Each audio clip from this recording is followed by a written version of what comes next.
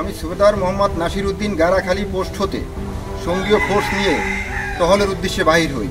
ভারতীয় চোরাচালান পণ্য আসা যাওয়ার সম্ভাব্য স্থানে কুটিবাড়ি নামক স্থানে রাস্তার পাশে ফাঁদ পেতে থাকি। রাত আনুমানিক 100 ঘটিকার সময় আমাদের এম্বুশ এলাকা দিয়ে একটি লোক ব্যাগ হাতে করিয়ে আমাদের এলাকা অতিক্রম করার সময় আমাদের উপস্থিতি টের পেয়ে ব্যাগটি ফেলে দৌড়িয়ে পালিয়ে যায়। আমাদের সরগোলি এলাকার লোকজন উপস্থিত হলে তাদের সম্মুখে ব্যাগটি খুলে দেখি ভারতীয় কলব্জি ক্রিম 100 পিস। পরবর্তীতে আমরা মালামাল সিজার ফর্ম পূরণ করে কাস্টমে প্রেরণ করার জন্য পরবর্তী কার্যক্রম